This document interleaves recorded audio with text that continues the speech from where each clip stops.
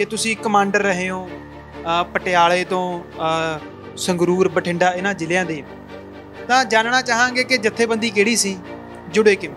ਸਾਡੀ ਭਾਈ ਸਾਹਿਬ ਜਥੇਬੰਦੀ ਸੀ ਬੱਬਰ ਖਾਲਸਾ ਇੰਟਰਨੈਸ਼ਨਲ, ਤੇ ਮੈਂ ਭਾਈ ਜਗਤਾਰ ਸਿੰਘ ਹਵਾਰਾ ਦੇ ਕੇ ਨਾਲ ਜੁੜਿਆ ਹੋਣ ਕਰਕੇ ਇਹ ਜਥੇਬੰਦੀ 'ਚ ਆਇਆ। ਬੜੇ ਚਿਹਰੇ ਨੇ ਜਿਹੜੇ ਸਾਹਮਣੇ ਆਉਣ ਤੋਂ ਰਹਿ ਜਾਂਦੇ ਨੇ, ਪਰ ਅਸਲ ਦੇ ਵਿੱਚ ਉਹਨਾਂ ਚਿਹਰਿਆਂ ਦਾ ਇਤਿਹਾਸ ਵੀ ਬਹੁਤ ਜ਼ਿਆਦਾ ਹੁੰਦਾ ਹੈ।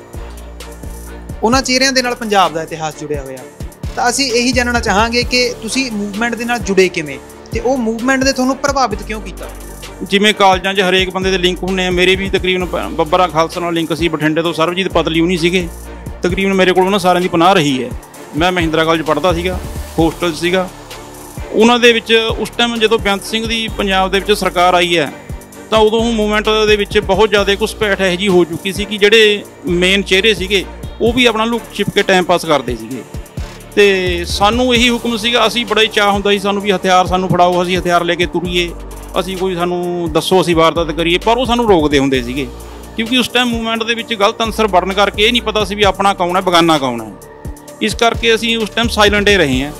ਤਕਰੀਬਨ ਮੈਂ ਉਸ ਟਾਈਮ ਕਿਸੇ ਦੀ ਜੀ ਵਾਰਦਾਤ ਨਹੀਂ ਸੀਗਾ। ਹਾਂ, ਕਾਲਜਾਂ 'ਚ ਲੜਾਈ ਝਗੜੇ ਹੁੰਦੇ ਸੀ, ਉਹਨਾਂ ਜ਼ਰੂਰ ਮੈਂ ਇਨਵੋਲਵ ਰਿਹਾ ਸੀਗਾ। ਕਿਵੇਂ ਦਾ ਪਰਿਵਾਰ ਸੀ, ਕਿ ਕੋਈ ਅਜਿਹੀ ਘਟਨਾ ਵਾਪਰੀ ਕਿ ਮੂਵਮੈਂਟ ਦੇ ਨਾਲ ਜੁੜ ਗਏ, ਜਾਂ ਸਿਰਫ ਕਾਲਜ ਦੇ ਵਿੱਚ ਜਦੋਂ ਦੇਖਿਆ ਸਿਸਟਮ ਨੂੰ ਉਦੋਂ ਪ੍ਰਭਾਵਿਤ ਹੋਏ? ਬਚਪਨ 'ਚ ਮਦਰ ਦੀ ਡੈਥ ਹੋਣ ਕਰਕੇ ਅਸੀਂ ਨਾਨਕੇ ਰਹੇ ਹਾਂ ਜ਼ਿਆਦਾ। ਨਾਨਕੇ ਮੇਰੇ ਇਸਲਾਮਪੁਰ ਪਿੰਡ ਜੀ, ਰਾਜਪੁਰੇ ਦੇ ਕੋਲ, ਉੱਥੇ ਹੀ ਪੜ੍ਹਿਆ ਮੈਂ। ਤਕਰੀਬਨ ਪਿੰਡ 'ਚ ਨਹੀਂ ਕਦੇ ਆਇਆ ਹੈਗਾ। ਫਾਦਰ ਮੇਰੇ ਫੌਜ 'ਚ ਸੀਗੇ। ਮੈਂ +2 ਤੋਂ ਬਾਅਦ ਇਕੱਲਾ ਹੋਸਟਲ 'ਚ ਮਹਿੰਦਰਾ ਕਾਲਜ ਰਹਿਣ ਲੱਗ ਗਿਆ। ਬਾਕੀ ਪਰਿਵਾਰ ਮੇਰਾ ਅਲੱਗ ਸੀ, ਮੈਂ ਇਹਨਾਂ ਨਾਲ ਗਿਆ ਨਹੀਂ ਉਸ ਤੋਂ ਬਾਅਦ, ਕਿਉਂਕਿ ਆਪਣੇ ਉਸ ਟਾਈਮ ਦੇਖਿਆ ਸੀ, ਅਖਬਾਰਾਂ 'ਚ ਪੜ੍ਹਦੇ ਸੀਗੇ, ਆਪ ਵੀ ਪੜ੍ਹੇ ਲਿਖੇ ਸੀਗੇ ਵੀ ਕਿਵੇਂ ਪੁਲਿਸ ਵਿਤਕਰਾ ਕਰ ਰਹੀ ਹੈ, ਕਿਵੇਂ ਸੈਂਟਰ ਦੀ ਸਰਕਾਰ ਸਾਡੇ ਨਾਲ ਧੋਖਾ ਕਰ ਰਹੀ ਹੈ।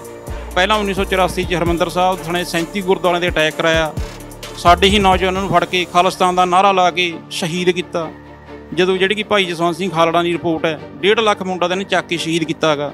ਸੋ ਸਾਡੇ ਸਿੱਖਾਂ ਦੀ ਹੀ ਨਸਲਕੁਸ਼ੀ ਹੋ ਰਹੀ ਸੀ, ਜਿਸ 'ਤੇ ਪ੍ਰਭਾਵਿਤ ਹੋ ਕੇ ਮੈਂ ਇਸ ਲਹਿਰ ਦੇ ਵਿੱਚ ਆਇਆ ਹੈਗਾ ਜੀ। ਦੱਸਿਆ ਕਿ ਤੁਹਾਡੇ ਪਿਤਾ ਜੀ ਫੌਜ ਦੇ ਵਿੱਚ ਸੀ, ਤਾਂ ਜਿਸ ਦੇਸ਼ ਦੀ ਆਰਮੀ ਵਾਸਤੇ ਜਾਂ ਸੁਰੱਖਿਆ ਵਾਸਤੇ ਉਹਨਾਂ ਨੇ ਕੰਮ ਕੀਤਾ, ਸਰਵ ਕੀਤਾ, ਤੁਸੀਂ ਉਹਨਾਂ ਦੇ ਖਿਲਾਫ ਕੰਮ ਕੀਤਾ, ਤਾਂ ਇਹ ਦੋ ਵਿਚਾਰਧਾਰਾ ਇੱਕ ਘਰ ਦੇ ਵਿੱਚ ਕਿਵੇਂ? ਨਹੀਂ, ਮੈਂ ਤੁਹਾਨੂੰ ਦੱਸੀ ਨਾ, ਮੈਂ +2 ਤੋਂ ਬਾਅਦ ਪਰਿਵਾਰ ਨਾਲ ਤੋੜ ਵਿਛੋੜਾ ਹੀ ਕਰ ਲਿਆ ਸੀਗਾ ਜੀ।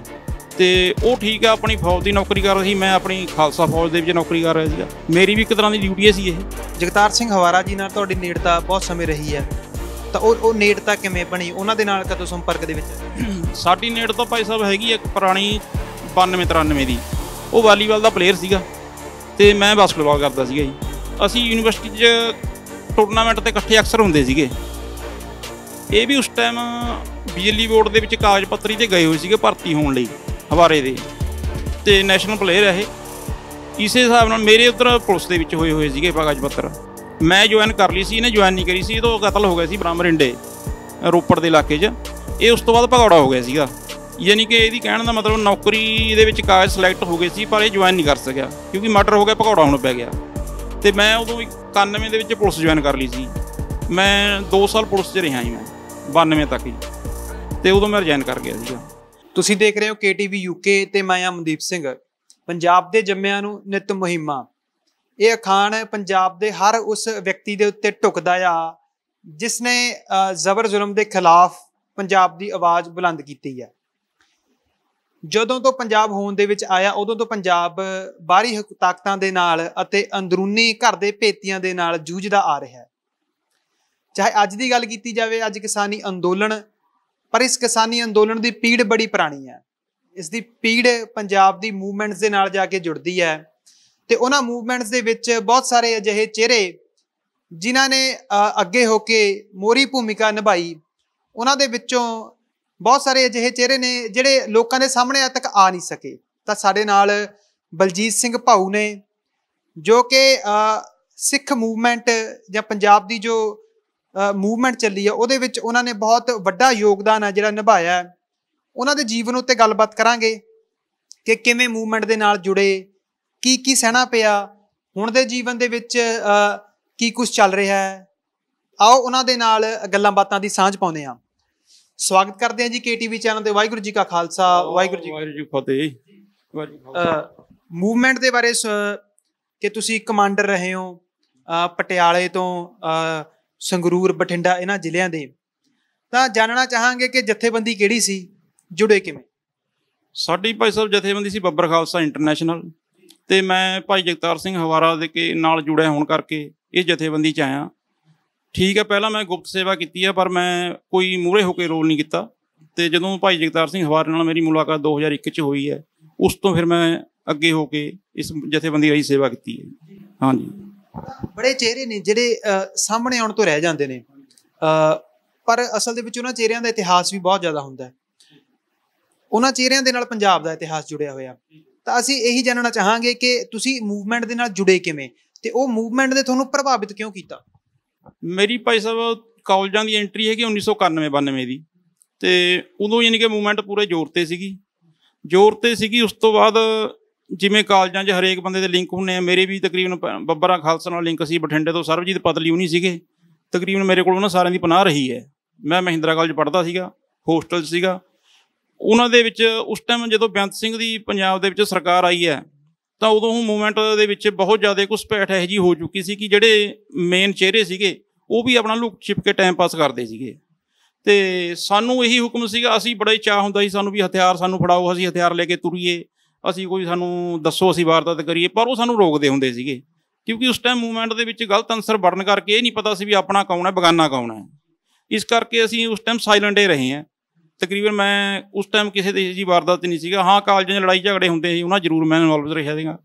ਮੇਰੇ ਪਰਚੇ ਵੀ ਹੈ ਨੇ 3-4 ਉਸ ਟਾਈਮ ਦੇ, ਅਤੇ ਕੋਈ 307 ਦਾ ਲਾ ਲਓ, 26 ਦਾ ਲਾ ਲਓ, ਇਹੋ ਜਿਹੇ ਜਿਹੜੇ ਕਾਲਜ ਲਾਈਫ 'ਚ ਹੁੰਦੇ ਆ। ਪਰ ਮੂਵਮੈਂਟ ਨਾਲ ਸੰਬੰਧਿਤ ਮੇਰਾ ਕੋਈ ਪਰਚਾ ਨਹੀਂ ਸੀ ਉਸ ਟਾਈਮ। ਮੂਵਮੈਂਟ ਦਾ ਜਿਹੜਾ ਤੁਸੀਂ ਸਮੇਂ ਦੀ ਗੱਲ ਕੀਤੀ ਹੈ, ਪੰਜਾਬ ਦੀ ਇਸ ਮੂਵਮੈਂਟ ਦਾ 92 ਦਾ ਜਾਂ 96 ਦਾ ਉਹ ਦੌਰ ਹੈ ਕਿ ਇਹ ਕਿਹਾ ਜਾਂਦਾ ਕਿ ਜਿਸ ਵੇਲੇ ਮੂਵਮੈਂਟ ਮੱਠੀ ਪੈ ਗਈ, ਜਾਂ ਸਰਕਾਰੀ ਭਾਸ਼ਾ ਦੇ ਵਿੱਚ ਕਿਹਾ ਜਾਂਦਾ ਕਿ ਮੂਵਮੈਂਟ ਖਤਮ ਕਰ ਦਿੱਤੀ ਗਈ। ਪਰ ਅਸੀਂ ਤੁਹਾਡੇ ਪਹਿਲਾਂ ਪਰਿਵਾਰਕ ਪਿਛੋਕੜ ਬਾਰੇ ਜਾਣਨਾ ਚਾਹੁੰਦੇ ਹਾਂ ਕਿ ਪਿੱਛੋਂ ਪਰਿਵਾਰ ਕਿੱਥੇ ਦਾ ਹੈ, ਕਿਵੇਂ ਦਾ ਪਰਿਵਾਰ ਸੀ, ਕਿ ਕੋਈ ਅਜਿਹੀ ਘਟਨਾ ਵਾਪਰੀ ਕਿ ਮੂਵਮੈਂਟ ਦੇ ਨਾਲ ਜੁੜ ਗਏ, ਜਾਂ ਸਿਰਫ ਕਾਲਜ ਦੇ ਵਿੱਚ ਜਦੋਂ ਦੇਖਿਆ ਸਿਸਟਮ ਨੂੰ ਉਦੋਂ ਪ੍ਰਭਾਵਿਤ ਹੋਏ? ਮੇਰਾ ਭਾਈ ਸਾਹਿਬ ਪਿਛੋਕੜ, ਮੇਰਾ ਇੱਥੇ ਪਿੰਡ ਕੁਰਲੀ ਪੈਂਦਾ ਜੀ। ਸਾਨੂੰ ਪੋਸਟ ਆਫਿਸ ਝਰਮੜੀ ਹੈ, ਤਹਿਸੀਲ ਡੇਰਾਬੱਸੀ ਹੈ, ਅਤੇ ਜਨਮ ਮੇਰਾ ਪਿੰਡ ਦਾ ਹੀ ਹੈ। ਮੇਰੇ ਬਚਪਨ 'ਚੋਂ ਮਦਰ ਦੀ ਡੈਥ ਹੋਣ ਕਰਕੇ ਅਸੀਂ ਨਾਨਕੇ ਰਹੇ ਹਾਂ ਜ਼ਿਆਦਾ। ਨਾਨਕੇ ਮੇਰੇ ਸਲਾਮਪੁਰ ਪਿੰਡ ਹੈ ਜੀ, ਰਾਜਪੁਰੇ ਦੇ ਕੋਲ। ਉੱਥੇ ਹੀ ਪੜ੍ਹਿਆ ਮੈਂ, ਤਕਰੀਬਨ ਪਿੰਡ 'ਚ ਨਹੀਂ ਕਦੇ ਆਇਆ ਹੈਗਾ। ਫਾਦਰ ਮੇਰੇ ਫੌਜ 'ਚ ਸੀਗੇ, ਬਾਕੀ ਪਰਿਵਾਰ ਫਾਦਰ ਸਾਹਿਬ ਨਾਲ ਸੀਗਾ। ਮੈਂ +2 ਤੋਂ ਬਾਅਦ ਇਕੱਲਾ ਹੋਸਟਲ 'ਚ ਮਹਿੰਦਰਾ ਕਾਲਜ ਰਹਿਣ ਲੱਗ ਗਿਆ। ਬਾਕੀ ਪਰਿਵਾਰ ਮੇਰਾ ਅਲੱਗ ਸੀ, ਮੈਂ ਇਹਨਾਂ ਨਾਲ ਗਿਆ ਨਹੀਂ ਉਸ ਤੋਂ ਬਾਅਦ। ਸੋ ਮੈਂ ਉੱਥੇ ਪੜ੍ਹਦੇ ਨਹੀਂ, ਫਿਰ ਮੂਵਮੈਂਟ ਦੇ ਨਾਲ ਮੇਰੇ ਝੁਕਾਅ ਸ਼ੁਰੂ ਤੋਂ ਇੱਧਰ ਸੀਗਾ, ਸਿੰਘਾਂ ਵਾਲੇ ਪਾਸੇ। ਕਿਉਂਕਿ ਆਪਣੇ ਉਸ ਟਾਈਮ ਦੇਖਿਆ ਸੀ, ਅਖਬਾਰਾਂ 'ਚ ਪੜ੍ਹਦੇ ਸੀਗੇ, ਆਪ ਵੀ ਪੜ੍ਹੇ ਲਿਖੇ ਸੀਗੇ, ਵੀ ਕਿਵੇਂ ਪੁਲਿਸ ਵਿਤਕਰਾ ਕਰ ਰਹੀ ਹੈ, ਕਿਵੇਂ ਸੈਂਟਰ ਦੀ ਸਰਕਾਰ ਸਾਡੇ ਨਾਲ ਧੋਖਾ ਕਰ ਰਹੀ ਹੈ। ਪਹਿਲਾਂ 1984 'ਚ ਹਰਿਮੰਦਰ ਸਾਹਿਬ ਸਣੇ 37 ਗੁਰਦੁਆਰਿਆਂ 'ਤੇ ਅਟੈਕ ਕਰਾਇਆ, ਸਾਡੇ ਹੀ ਨੌਜਵਾਨਾਂ ਨੂੰ ਫੜ ਕੇ ਖਾਲਿਸਤਾਨ ਦਾ ਨਾਅਰਾ ਲਾ ਕੇ ਸ਼ਹੀਦ ਕੀਤਾ। ਜਦੋਂ ਜਿਹੜੀ ਕਿ ਭਾਈ ਜਸਵੰਤ ਸਿੰਘ ਖਾਲੜਾ ਦੀ ਰਿਪੋਰਟ ਹੈ, 1.5 ਲੱਖ ਮੁੰਡਾ ਤਾਂ ਇਹਨੇ ਚੱਕ ਕੇ ਸ਼ਹੀਦ ਕੀਤਾ ਹੈਗਾ। ਸੋ ਸਾਡੇ ਸਿੱਖਾਂ ਦੀ ਹੀ ਨਸਲਕੁਸ਼ੀ ਹੋ ਰਹੀ ਸੀ, ਜਿਸ ਦੇ ਪ੍ਰਭਾਵਿਤ ਹੋ ਕੇ ਮੈਂ ਇਸ ਲਹਿਰ ਦੇ ਵਿੱਚ ਆਇਆ ਹੈਗਾ ਜੀ। ਸੋ ਉੱਥੋਂ ਮੇਰੀ ਐਂਟਰੀ ਐਂ ਹੁੰਦੀ ਹੈ ਜੀ ਰਹੀ ਹੈ। ਦੱਸਿਆ ਕਿ ਤੁਹਾਡੇ ਪਿਤਾ ਜੀ ਫੌਜ ਦੇ ਵਿੱਚ ਸੀ, ਤਾਂ ਜਿਸ ਦੇਸ਼ ਦੀ ਆਰਮੀ ਵਾਸਤੇ ਜਾਂ ਸੁਰੱਖਿਆ ਵਾਸਤੇ ਉਹਨਾਂ ਨੇ ਕੰਮ ਕੀਤਾ, ਸਰਵ ਕੀਤਾ, ਤੁਸੀਂ ਉਹਨਾਂ ਦੇ ਖਿਲਾਫ ਕੰਮ ਕੀਤਾ, ਤਾਂ ਇਹ ਦੋ ਵਿਚਾਰਧਾਰਾ ਇੱਕ ਘਰ ਦੇ ਵਿੱਚ ਕਿਵੇਂ? ਨਹੀਂ, ਮੈਂ ਤੁਹਾਨੂੰ ਦੱਸੀਏ ਨਾ, ਮੈਂ +2 ਤੋਂ ਬਾਅਦ ਪਰਿਵਾਰ ਨਾਲ ਤੋੜ ਵਿਛੋੜਾ ਹੀ ਕਰ ਲਿਆ ਸੀਗਾ ਜੀ। ਅਤੇ ਉਹ ਠੀਕ ਆ, ਆਪਣੀ ਫੌਜ ਦੀ ਨੌਕਰੀ ਕਰ ਰਿਹਾ ਸੀ, ਮੈਂ ਆਪਣੀ ਖਾਲਸਾ ਫੌਜ ਦੇ ਵਿੱਚ ਨੌਕਰੀ ਕਰ ਰਿਹਾ ਸੀਗਾ। ਮੇਰੀ ਵੀ ਇੱਕ ਤਰ੍ਹਾਂ ਦੀ ਡਿਊਟੀ ਸੀ ਇਹ। ਸੋ ਹੁਣ ਜਿਵੇਂ ਭਗਤ ਸਿੰਘ ਨੂੰ ਲੋਕ ਪੂਜਦੇ ਨੇ, ਉਦੋਂ ਅੰਗਰੇਜ਼ ਨੂੰ ਆਪਣਾ ਅੱਤਵਾਦੀ ਕਹਿੰਦੇ ਸੀਗੇ। ਇਹ ਕੋਈ ਜ਼ਰੂਰੀ ਨਹੀਂ ਹੁੰਦਾ ਹੈਗਾ, ਉਹ ਆਪਣੀ ਫੌਜ 'ਚ ਆਪਣੀ ਠੀਕ ਸੀਗੇ। ਮੈਂ ਉਸ ਤੋਂ ਬਾਅਦ ਕਦੇ ਨਾ ਘਰੇ ਗਿਆ, ਨਾ ਹੀ ਮੈਂ ਕਦੇ ਵੜਿਆ ਸੀਗਾ। ਸੋ ਮੇਰਾ ਪਰਿਵਾਰਕ ਤੁਹਾਨੂੰ ਦੱਸਿਆ ਵੀ ਬਚਪਨ ਤੋਂ ਮਦਰ ਦੀ ਡੈਥ ਹੋਣ ਕਰਕੇ ਮੈਂ ਆਪਣਾ ਲੱਗੇ ਰਿਹਾ ਹੈਗਾ। +2 ਤੋਂ ਬਾਅਦ ਤਾਂ ਮੇਰੀ ਬਣੀ ਹੈ ਨਹੀਂ ਪਰਿਵਾਰ ਨਾਲ। ਹੁਣ ਵੀ ਮੈਂ 15-16 ਤੋਂ ਜਦੋਂ ਐਕਸੀਡੈਂਟ ਹੋਇਆ, ਹੁਣ ਹੀ ਰਹਿਣ ਲੱਗਿਆ ਇੱਥੇ ਆ ਕੇ, ਇਲਾਕੇ 'ਚ ਨਵਾਂ ਹੀ ਹੈ ਮੈਂ ਨਹੀਂ ਕਿ। ਹਾਂਜੀ, ਜਗਤਾਰ ਸਿੰਘ ਹਵਾਰਾ ਜੀ ਨਾਲ ਤੁਹਾਡੀ ਨੇੜਤਾ ਬਹੁਤ ਸਮੇਂ ਰਹੀ ਹੈ, ਤਾਂ ਉਹ ਨੇੜਤਾ ਕਿਵੇਂ ਬਣੀ? ਉਹਨਾਂ ਦੇ ਨਾਲ ਕਦੋਂ ਸੰਪਰਕ ਦੇ ਵਿੱਚ ਆਏ? ਸਾਡੀ ਨੇੜਤਾ ਭਾਈ ਸਾਹਿਬ ਹੈਗੀ ਇੱਕ ਪੁਰਾਣੀ 92-93 ਦੀ। ਉਹ ਵਾਲੀਬਾਲ ਦਾ ਪਲੇਅਰ ਸੀਗਾ, ਅਤੇ ਮੈਂ ਬਾਸਕਟਬਾਲ ਕਰਦਾ ਸੀਗਾ ਜੀ ਕਾਲਜ ਟਾਈਮ 'ਚ। ਇਹ ਬਰਜਿੰਦਰਾ ਕਾਲਜ ਪੜ੍ਹਦਾ ਸੀਗਾ, ਮੈਂ ਮਹਿੰਦਰਾ ਕਾਲਜ ਪਟਿਆਲੇ ਸੀਗਾ, ਇਹ ਉੱਥੇ ਸੀ ਬਠਿੰਡੇ। ਅਤੇ ਅਸੀਂ ਯੂਨੀਵਰਸਿਟੀ 'ਚ ਟੂਰਨਾਮੈਂਟ 'ਤੇ ਇਕੱਠੇ ਅਕਸਰ ਹੁੰਦੇ ਸੀਗੇ। ਇਹ ਵੀ ਉਸ ਟਾਈਮ ਬਿਜਲੀ ਬੋਰਡ ਦੇ ਵਿੱਚ ਕਾਗਜ਼ ਪੱਤਰੀ 'ਤੇ ਗਏ ਹੋਏ ਸੀਗੇ ਭਰਤੀ ਹੋਣ ਲਈ ਹਵਾਰੇ ਦੇ, ਅਤੇ ਨੈਸ਼ਨਲ ਪਲੇਅਰ ਹੈ ਇਹ। ਇਸੇ ਹਿਸਾਬ ਨਾਲ ਮੇਰੇ ਉੱਧਰ ਪੁਲਿਸ ਦੇ ਵਿੱਚ ਹੋਏ ਸੀਗੇ ਕਾਗਜ਼ ਪੱਤਰ। ਮੈਂ ਜੁਆਇਨ ਕਰ ਲਈ ਸੀ, ਇਹਨੇ ਜੁਆਇਨ ਨਹੀਂ ਕਰੀ ਸੀ। ਇਹ ਤੋਂ ਕਤਲ ਹੋ ਗਿਆ ਸੀ ਬਠਿੰਡੇ ਆਪਣਾ ਮਰਿੰਡੇ ਰੋਪੜ ਦੇ ਇਲਾਕੇ 'ਚ। ਇਹ ਉਸ ਤੋਂ ਬਾਅਦ ਭਗੌੜਾ ਹੋ ਗਿਆ ਸੀਗਾ। ਯਾਨੀ ਕਿ ਇਹਦੀ ਕਹਿਣ ਦਾ ਮਤਲਬ ਨੌਕਰੀ ਦੇ ਵਿੱਚ ਕਾਗਜ਼ ਸਿਲੈਕਟ ਹੋ ਗਏ ਸੀ, ਪਰ ਇਹ ਜੁਆਇਨ ਨਹੀਂ ਕਰ ਸਕਿਆ ਕਿਉਂਕਿ ਮਰਡਰ ਹੋ ਗਿਆ, ਭਗੌੜਾ ਹੋਣ ਪੈ ਗਿਆ। ਅਤੇ ਮੈਂ ਉਦੋਂ 91 ਦੇ ਵਿੱਚ ਪੁਲਿਸ ਜੁਆਇਨ ਕਰ ਲਈ ਸੀ। ਮੈਂ 2 ਸਾਲ ਪੁਲਿਸ 'ਚ ਰਿਹਾ ਜੀ, ਮੈਂ 92 ਤੱਕ ਜੀ, ਅਤੇ ਉਦੋਂ ਮੈਂ ਰਿਜ਼ਾਈਨ ਕਰ ਗਿਆ ਸੀਗਾ। ਸਾਡੀ ਨੇਟ ਤਾਂ ਯਾਨੀ ਕਿ ਉਦੋਂ ਦੀ ਹੈਗੀ ਆ, ਅਤੇ ਅਸੀਂ ਫਿਰ ਦੁਬਾਰੇ ਇਕੱਠੇ ਹੋਏ ਹਾਂ ਜੀ 2001 'ਚ 2000 'ਚ ਸਾਨੂੰ, ਜਦੋਂ ਮੈਂ ਬੜੈਲ ਜੇਲ੍ਹ ਗਿਆ ਗਾ, ਕਿਉਂਕਿ 95 ਦੇ ਵਿੱਚ ਫਿਰ ਐਕਸ਼ਨ ਇਹਨੇ ਬੇਅੰਤ ਕਰਨ ਵਾਲਾ ਕਰਕੇ ਉਸ ਤੋਂ ਬਾਅਦ ਜੇਲ੍ਹ ਚਲਿਆ ਗਿਆ। ਇਹ ਜੇਲ੍ਹ ਦੇ ਬਾਅਦ ਮੁਲਾਕਾਤ ਹੋਈ ਨਹੀਂ ਗੀ। ਜਦੋਂ ਫਿਰ ਮੈਂ ਉੱਥੇ ਗਿਆ ਕਿਸੇ ਕੇਸ ਦੇ ਸਿਲਸਿਲੇ 'ਚ, ਫਿਰ ਸਾਡੀ ਮੁਲਾਕਾਤ ਦੁਬਾਰੇ ਹੋਈ ਹੈ ਜੀ, ਐਂ ਸਾਡੀ ਮੁਲਾਕਾਤ ਹੋਈ ਹੈ ਜੀ। ਹਾਂਜੀ, ਪੁਲਿਸ ਦੇ ਵਿੱਚ ਰਹੇ ਹੋ, ਕੀ ਕੁਝ ਦੇਖਿਆ, ਕੀ ਕੁਝ ਸਮਝਿਆ ਅਤੇ ਅਸਤੀਫਾ ਕਿਉਂ ਦਿੱਤਾ? ਨਹੀਂ ਭਾਈ ਸਾਹਿਬ, ਪੁਲਿਸ ਦੇ ਵਿੱਚ ਮੈਂ ਤਾਂ ਇੱਕ ਸਪੋਰਟਸ ਬੇਸ ਦੇ ਭਰਤੀ ਹੋਇਆ ਸੀਗਾ, ਕੋਈ ਮੈਂ ਡਿਊਟੀ ਨਹੀਂ ਕੀਤੀ ਹੈਗੀ। ਮੈਂ ਇੱਕ ਸਪੋਰਟਸ ਦੇ ਐਂ ਹੁੰਦਾ ਸੀਗਾ ਵੀ ਗੇਮ ਕਰ ਲਈ। ਉਦੋਂ ਪੁਲਿਸ ਦੀ ਥਿਓਰੀ ਸੀ ਕਿ ਕੋਈ ਅਫਸਰ ਚੰਗੇ ਵੀ ਸੀ ਵਿੱਚ, ਜਿਵੇਂ ਰਾਜਦੀਪ ਸਿੰਘ ਗਿੱਲ ਹੋ ਗਿਆ, ਮਹਿਲ ਸਿੰਘ ਭੁੱਲਰ ਹੋ ਗਿਆ। ਇਹਨਾਂ ਨੇ ਹੀ ਪੁਲਿਸ ਦੇ DGP ਨੂੰ ਇੱਕ ਮੀਟਿੰਗ 'ਚ ਕਿਹਾ ਸੀਗਾ ਵੀ ਆਪਾਂ ਨੌਜਵਾਨਾਂ ਨੂੰ ਰੁਜ਼ਗਾਰ ਦਈਏ, ਵੀ ਤਾਂ ਕਿ ਮੂਵਮੈਂਟ ਦੇ ਵਿੱਚ ਭਰਤੀ ਹੋਣੋਂ ਹਟ ਜਾਣਗੇ, ਕਿਉਂਕਿ ਉਦੋਂ ਅਕਸਰ ਮੁੰਡੇ ਮੂਵਮੈਂਟ ਦੇ ਵਿੱਚ ਜਾ ਰਹੇ ਸੀਗੇ। ਤਾਂ ਫਿਰ ਪੁਲਿਸ ਨੇ ਸਪੋਰਟਸ ਵੇਸ 'ਤੇ ਭਰਤੀ ਖੋਲ੍ਹੀ ਸੀ, ਜਿਹਦੇ 'ਚ ਮੈਂ ਹੋਇਆ ਸੀਗਾ ਜੀ। ਅਤੇ ਮੈਂ 2 ਸਾਲ ਰਹਿ ਕੇ ਮੈਨੂੰ ਨਹੀਂ ਚੰਗਾ ਲੱਗਿਆ, ਉਸ ਟਾਈਮ ਹਾਲਾਤ ਇਹੋ ਜਿਹੇ ਸੀਗੇ। ਅਤੇ ਜਦੋਂ ਕੋਈ ਥਾਣੇ 'ਚ ਕਿਸੇ ਨੂੰ ਫੜ ਲੈਂਦੇ ਸੀ, ਕੋਈ ਧੀ ਨੂੰ ਧੀ ਨਹੀਂ ਸਮਝਦਾ ਸੀ, ਭੈਣ ਨੂੰ ਭੈਣ ਨਹੀਂ ਸਮਝਦਾ ਸੀਗਾ, ਉਹਨੂੰ ਮੈਂ ਦੁਖੀ ਹੋ ਕੇ ਰਿਜ਼ਾਈਨ ਕਰਤਾ ਸੀਗਾ ਜੀ। ਥਾਣਿਆਂ 'ਚ ਕੀ ਕੁਝ ਦੇਖਿਆ ਤੁਸੀਂ, ਜੇ ਕਿ ਵੀ ਧੀ ਨੂੰ ਧੀ ਨਹੀਂ ਸਮਝਦੇ, ਭੈਣ ਨੂੰ ਭੈਣ, ਇਹੋ ਜਿਹਾ ਦੇਖਿਆ ਕੀ ਥਾਣੇ? ਮੈਂ ਥਾਣੇ 'ਚ ਤਾਂ ਨਹੀਂ ਭਾਈ ਡਿਊਟੀ ਕੀਤੀ, ਮੈਂ ਲਾਈਨ 'ਚ ਡਿਊਟੀ ਕੀਤੀ ਆ ਡੇਢ ਕੁ ਸਾਲ ਲਾਈਨ 'ਚ ਡਿਊਟੀ ਕਰਕੇ। ਜਿਹੜੇ ਮੇਰੇ ਨਾਲ ਦੇ ਹੋਰ ਭਰਤੀ ਸੀਗੇ, ਜਿਵੇਂ ਬਲਵੰਤ ਰਾਜੋਆਣਾ ਹੋ ਗਿਆ, ਅਤੇ ਹੋਰ ਮੁੰਡੇ ਐਥਲੈਟਿਕ ਦੇ ਬਹੁਤ ਸੀਗੇ, ਮੇਰਾ ਸਾਥੀ ਸੀ ਬਲਵੰਤ ਰਾਜੋਆਣਾ, ਮੇਰੇ ਤੋਂ ਯਾਨੀ ਕਿ ਪਹਿਲਾਂ ਦਾ ਭਰਤੀ 88 ਦਾ ਭਰਤੀ ਸੀ ਉਹ। ਇਹਨੂੰ C2 ਮਿਲੀ ਹੋਈ ਸੀ, ਯਾਨੀ ਕਿ ਰੈਂਕ ਮਿਲਿਆ ਹੋਇਆ ਸੀਗਾ। ਇਹ ਐਥਲੈਟਿਕ ਕਰਦਾ ਸੀਗਾ, ਮੈਂ ਬਾਸਕਟਬਾਲ ਕਰਦਾ ਸੀ। ਅਸੀਂ ਇਕੱਠੇ ਪੁਲਿਸ ਲਾਈਨ 'ਚ ਰਹਿੰਦੇ ਰਹੇ ਹਾਂ ਜੀ। ਸੋ ਕਹਿਣ ਦਾ ਮਤਲਬ, ਉਦੋਂ ਅਕਸਰ ਗੱਲਾਂ ਹੁੰਦੀਆਂ ਸੀਗੀਆਂ ਵੀ ਯਾਰ ਪੁਲਿਸ ਐਂ ਕਰ ਰਹੀ ਹੈ, ਹੈ ਨਾ, ਮਹਿਕਮੇ 'ਚ ਹੋਣ ਕਰਕੇ ਪਤਾ ਵੀ ਲੱਗ ਜਾਂਦਾ ਫਿਰ। ਅਤੇ ਬਹੁਤ ਗੰਦੇ ਲੋਕ ਵੀ ਸੀਗੇ, ਜਿਹੜੇ ਗੱਲ 'ਤੇ ਗਾਲ ਕੱਢ ਕੇ ਬੋਲਦੇ ਸੀਗੇ। ਸੋ ਉਸ ਕਰਕੇ ਮੈਨੂੰ ਉਹ ਚੰਗਾ ਨਹੀਂ ਲੱਗਿਆ ਮਹਿਕਮਾ, ਮੈਂ ਰਿਜ਼ਾਈਨ ਕਰਦਾ ਸੀ ਭਾਈ। ਜਿਹੜੀ ਤੁਸੀਂ ਗੱਲ ਆਖੀ ਹੈ ਕਿ ਕੁਝ ਚੰਗੇ ਅਫਸਰ ਜਿਨ੍ਹਾਂ ਦਾ ਤੁਸੀਂ ਜ਼ਿਕਰ ਕੀਤਾ, ਉਹਨਾਂ ਕਿਹਾ ਕਿ ਮੂਵਮੈਂਟ ਦੇ ਵਿੱਚ ਨੌਜਵਾਨਾਂ ਨੂੰ ਤੁਸੀਂ ਸਿੱਧਾ ਰੋਕਣ ਨਾਲੋਂ, ਗੋਲੀ ਦਾ ਸ਼ਿਕਾਰ ਬਣਾਉਣ ਨਾਲੋਂ, ਉਹਨਾਂ ਨੂੰ ਤੁਸੀਂ ਰੁਜ਼ਗਾਰ ਦੇ ਦਿਓ, ਉਹਨਾਂ ਨੂੰ ਕਿਸੇ ਹੋਰ ਪਾਸੇ ਪ੍ਰਭਾਵਿਤ ਕਰ ਲਓ, ਉਹ ਜਾਣ ਤੋਂ ਰੁਕ ਜਾਣ। ਕੀ ਉਹਨਾਂ ਦੇ ਨਾਲ ਕੋਈ ਫਰਕ ਪਿਆ? ਨਹੀਂ ਭਾਈ, ਫਰਕ ਤਾਂ ਬਹੁਤ ਪੈ ਗਿਆ ਸੀਗਾ ਜੀ।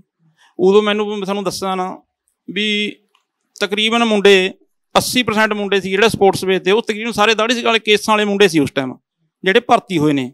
ਐਥਲੈਟਿਕ 'ਚ ਹੋ ਗਏ, ਵਾਲੀਬਾਲ 'ਚ ਹੋ ਗਏ, ਬਾਸਕਟਬਾਲ 'ਚ ਹੋ ਗਏ, ਫੁੱਟਬਾਲ 'ਚ ਹੋ ਗਏ, ਇਹ ਜਿੰਨੀਆਂ ਟੀਮਾਂ ਸੀਗੀਆਂ ਸਾਰੇ 'ਚ ਮੁੰਡੇ ਗੁਰਸਿੱਖ ਸੀਗੇ। ਉਹ ਭਰਤੀ ਹੋ ਕੇ ਅਸੀਂ ਇਕੱਠੇ ਰਹੇ ਹਾਂ, ਮੈਂ ਆ ਖੁਦ ਦੇਖਿਆ। ਉਹ ਕਹਿੰਦਾ ਵੀ ਯਾਰ ਰੁਜ਼ਗਾਰ ਨਾ ਮਿਲਦਾ। ਉਦੋਂ ਪਰਿਵਾਰਾਂ ਦੇ ਹਰੇਕ ਦੇ ਘਰੇ ਕੋਈ ਨਾ ਕੋਈ ਖੜਕੂ ਸਿੰਘ ਆਉਂਦਾ ਸੀਗਾ, ਪਨਾਹ ਵੀ ਹੁੰਦੀ ਸੀ ਤਕਰੀਬਨ।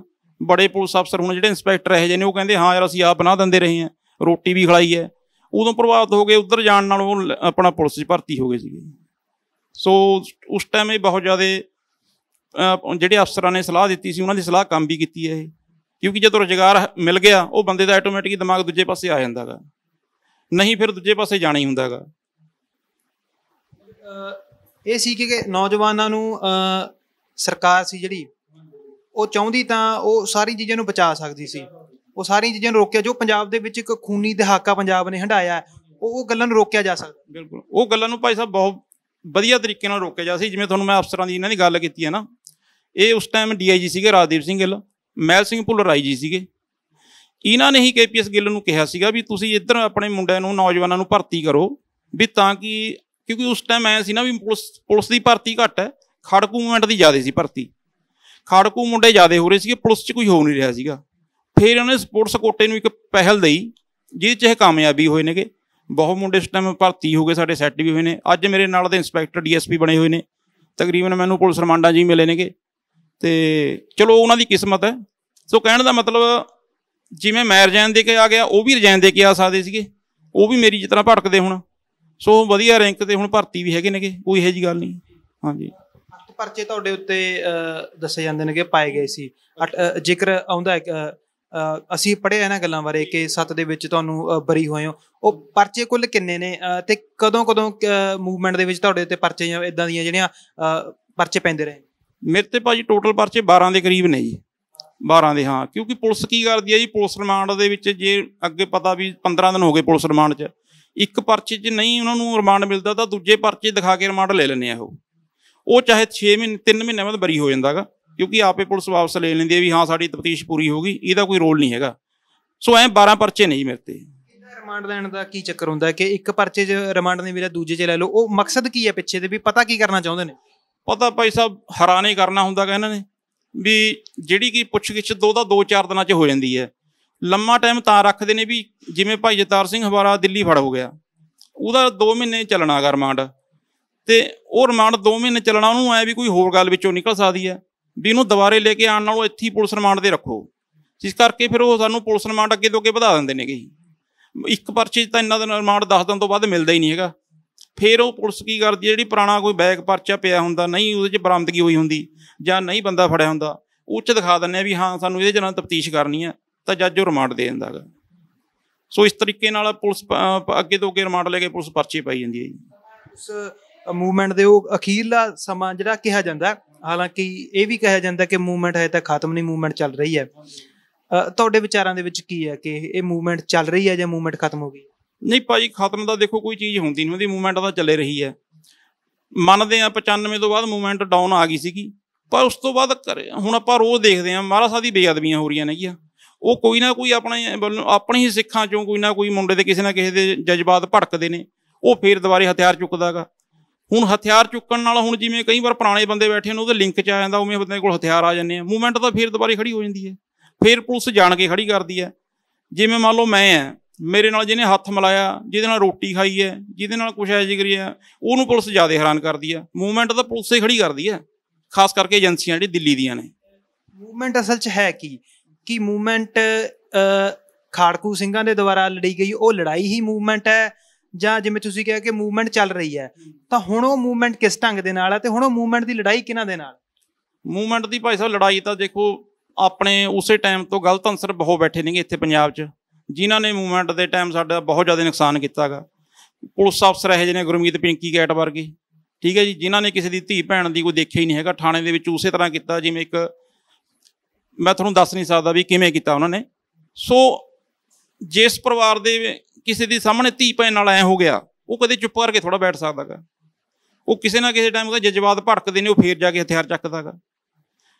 ਸੋ ਮੂਵਮੈਂਟ ਕਦੇ ਨਾ ਦਬਦੀ ਹੈ ਨਾ ਦਬਦੀ ਹੁੰਦੀ ਹੈ। ਪਹਿਲਾਂ ਠੀਕ ਹੈ, ਮੂਵਮੈਂਟ ਦਾ ਕੁਛ ਹੋਰ ਸੀਗੀ, ਹੁਣ ਉਹ ਤਰੀਕਾ ਕੁਛ ਹੋਰ ਅਪਣਾ ਲਿਆ। ਜਿਹੜੇ ਸਾਡੇ ਕੁਛ ਬਾਹਰ ਜਥੇਬੰਦੀਆਂ ਦੇ ਮੋਢੀ ਬੈਠੇ ਨੇ, ਉਹਨਾਂ ਨੇ ਤਰੀਕੇ, ਯਾਨੀ ਕਿ ਹੁਣ ਜਿਵੇਂ ਬੇਅਦਬੀਆਂ ਦਾ ਮੁੱਦਾ ਆ ਗਿਆ ਮੇਨ, ਕੁਛ ਤਾਂ ਆਪਣੇ ਤੌਰ 'ਤੇ ਸਜ਼ਾ ਹੀ ਦੇ ਦਿੰਦੇ ਆ। ਜਿਵੇਂ ਜੇਲ੍ਹ ਦੇ ਵਿੱਚ ਮਨਿੰਦਰਪਾਲ ਬਿੱਟੂ ਨੂੰ ਦਿੱਤੀ ਹੈ, ਉਹ ਮੁੰਡੇ ਕੋਈ ਖਾੜਕੂ ਸਿੰਘ ਨਹੀਂ ਸੀਗੇ, ਨਾ ਉਹਨਾਂ ਦਾ ਪਿਛੋਕੜ ਸੀਗਾ।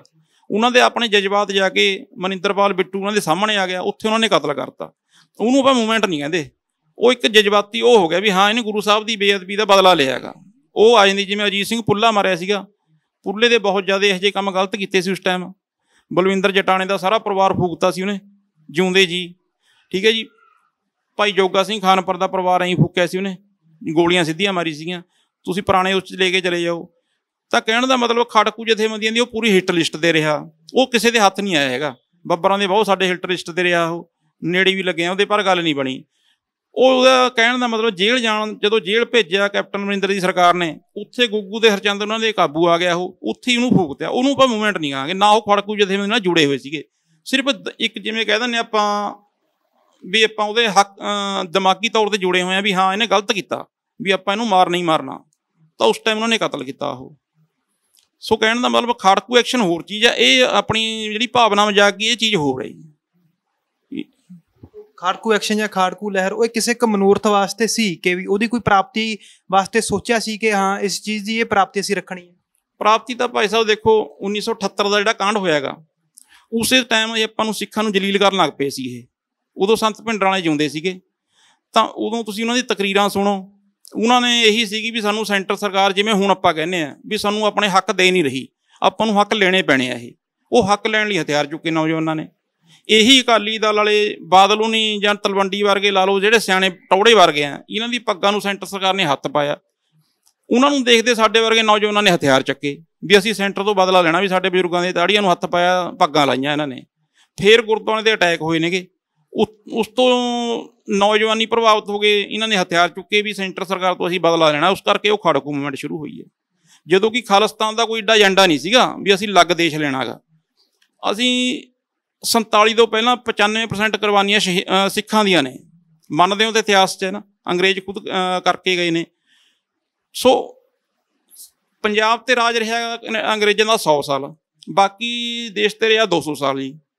ਸੋ ਆਪਾਂ ਨੇ ਐਡੀ ਕੁਰਬਾਨੀ ਕਰਕੇ ਦੇਸ਼ ਨੂੰ ਆਜ਼ਾਦ ਕਰਾਇਆ। ਹੁਣ ਆਪਾਂ ਇਹ ਥੋੜ੍ਹਾ ਕਹਾਂਗੇ ਵੀ ਸਾਨੂੰ ਦੁਬਾਰੇ ਇੱਕ ਹੋਰ ਖਾਲਿਸਤਾਨ ਦਿਓ।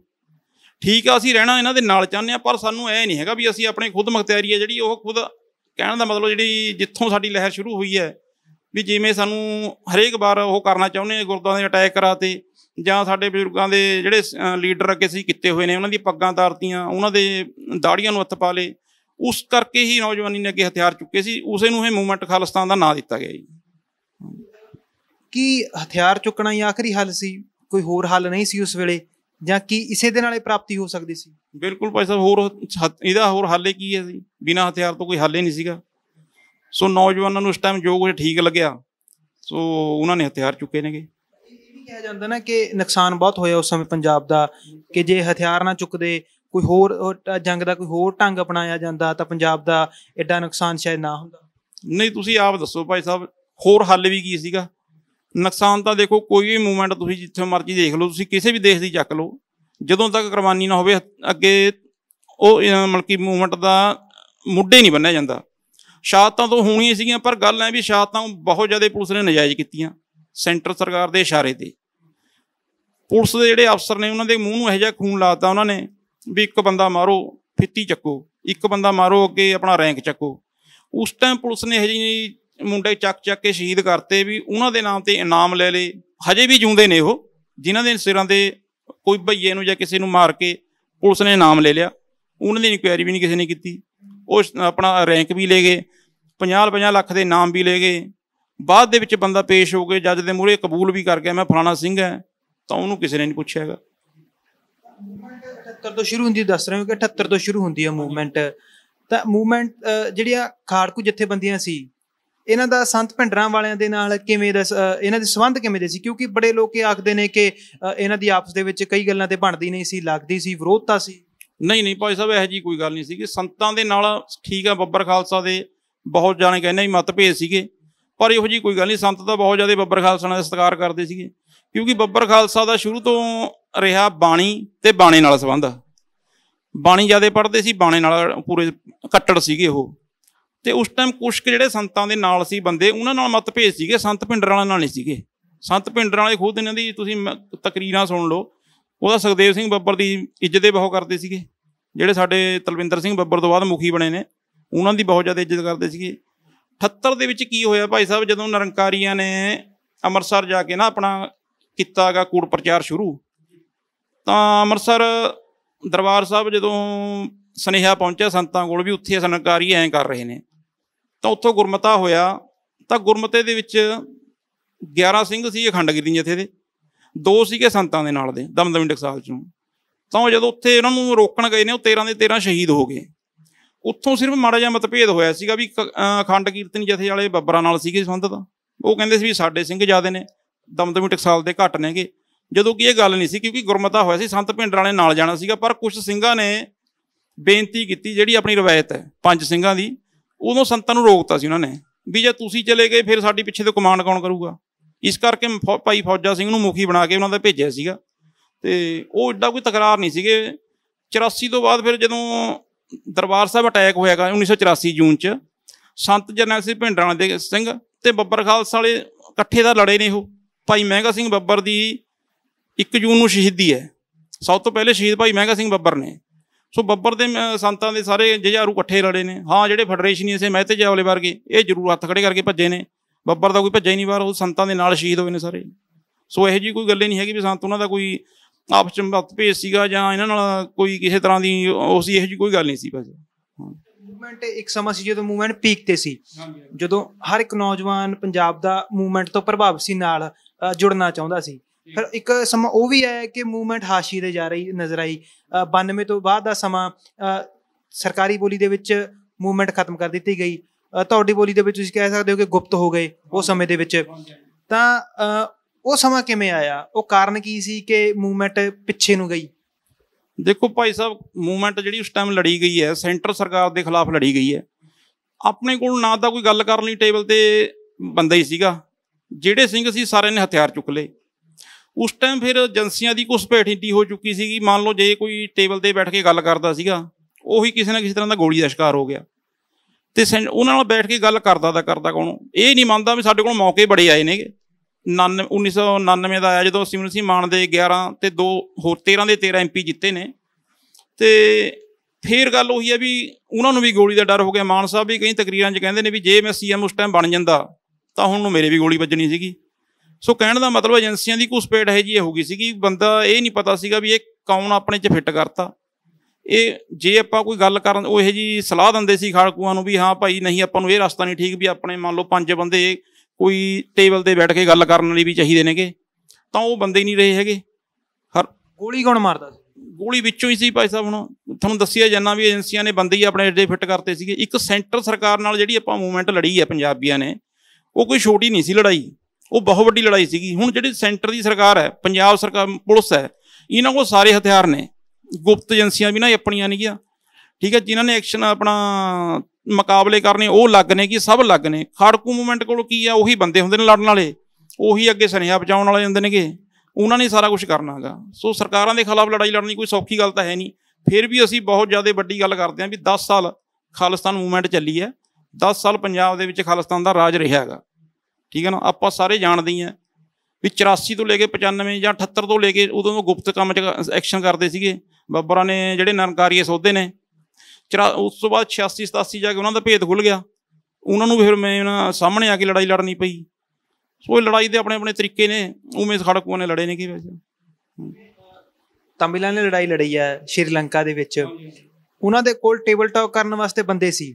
ਤਾਲਿਬਾਨੀਆਂ ਨੇ ਲੜਾਈ ਲੜੀ ਹੈ ਅਫਗਾਨਿਸਤਾਨ ਦੇ ਵਿੱਚ, ਉਹਨਾਂ ਦੇ ਕੋਲ ਦੋਹਾ ਕਤਰ ਦੇ ਵਿੱਚ ਟੇਬਲ ਟਾਕ ਕਰਨ ਵਾਸਤੇ ਬੰਦੇ ਸੀ। ਮੰਨਦੇ ਹੋ ਕਿ ਜੋ ਮੂਵਮੈਂਟ ਪੰਜਾਬ ਦੀ ਜਾਂ ਤੁਹਾਡੀ ਜਿਹੜੀ ਮੂਵਮੈਂਟ ਸੀ ਉਹਦੇ ਖਤਮ ਹੋਣ ਦੇ ਜਾਂ ਮੱਠੇ ਪੈਣ ਦਾ ਕਾਰਨ ਇਹ ਸੀ ਕਿ ਟੇਬਲ ਟਾਕ ਨਹੀਂ ਹੋ ਸਕੀ?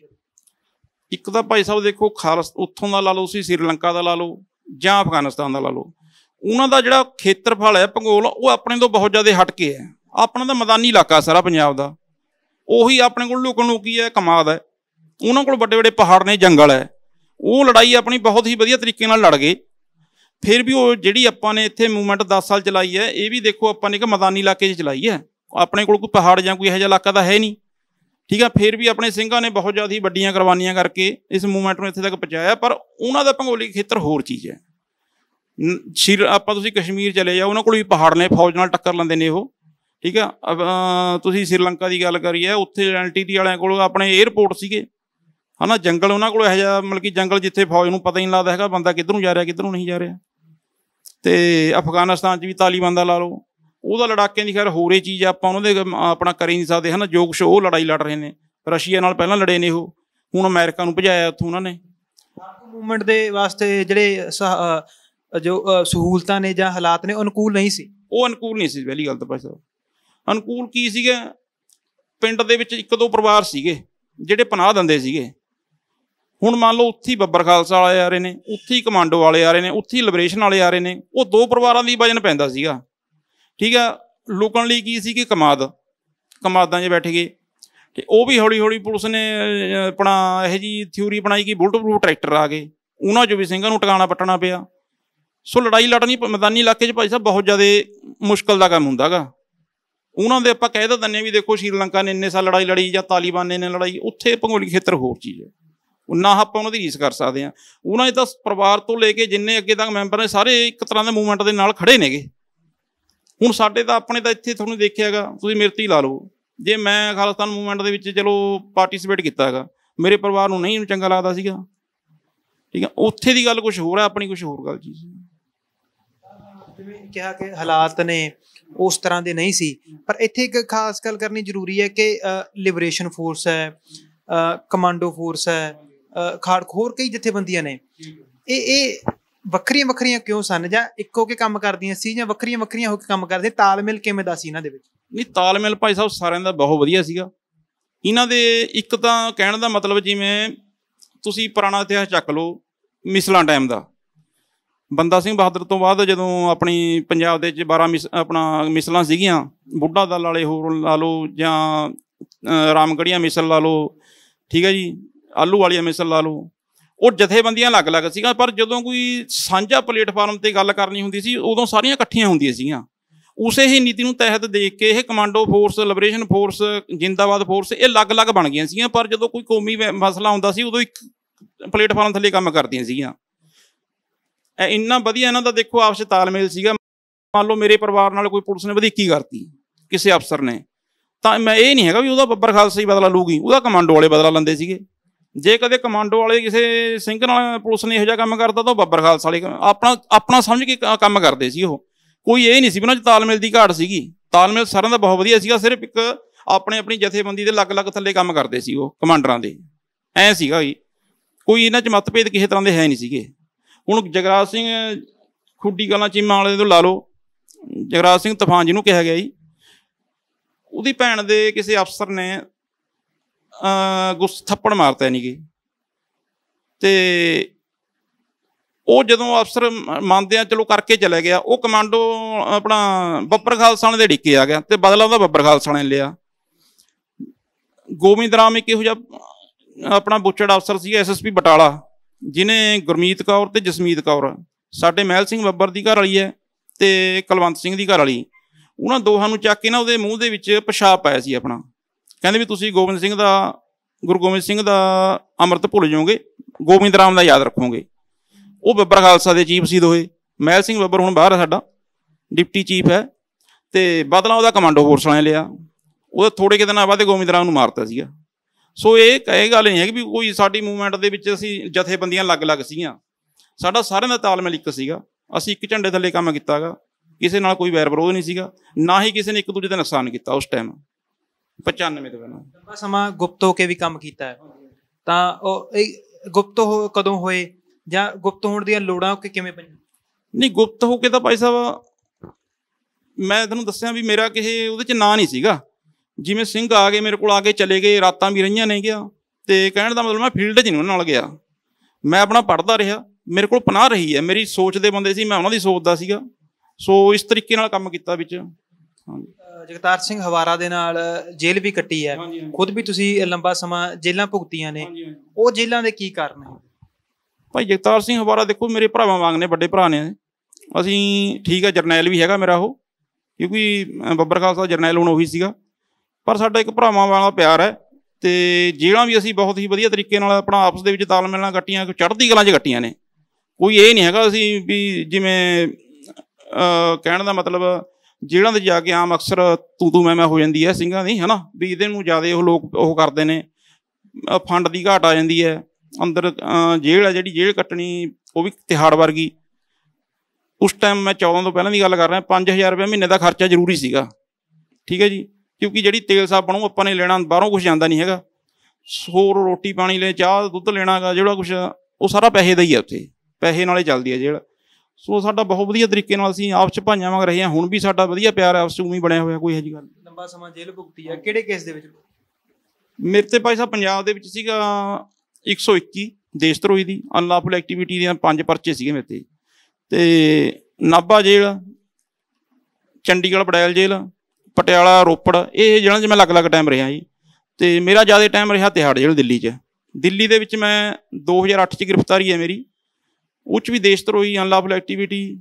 ਕਿਹੜੀਆਂ ਦੱਸੀਆਂ ਗਈਆਂ ਤੁਹਾਨੂੰ ਕਿ ਜਿਹੜੀਆਂ ਤੁਸੀਂ ਦੇਸ਼ ਦੇ ਵਿਰੋਧ ਦੇ ਵਿੱਚ ਕੀਤੀਆਂ ਨੇ? ਇੱਕ ਤਾਂ ਸਾਡਾ ਮੇਨ ਹਿੱਟ ਸੀਗਾ ਜੀ ਆਪਣਾ ਸਰਸੇ ਵਾਲਾ, ਉਸ ਤੋਂ ਪਹਿਲਾਂ ਸਾਡਾ ਭਨਿਆਰੇ ਵਾਲਾ ਰਿਹਾ ਹੈਗਾ ਜੀ, ਤੇ ਵਿੱਚ 1-2 ਕੈਟ ਸੀਗੇ ਪੁਲਿਸ ਦੇ, ਉਹ ਸੌਦੇ ਨੇਗੇ, ਉਹਨਾਂ ਦੇ ਤਹਿਤ ਪਰਚੇ ਰਹੇ ਨੇ। ਇਨਵੋਲਵਮੈਂਟ ਇਹਨਾਂ ਦੇ ਸਭ ਦੇ ਵਿੱਚ ਕਿਵੇਂ ਰਹੀ?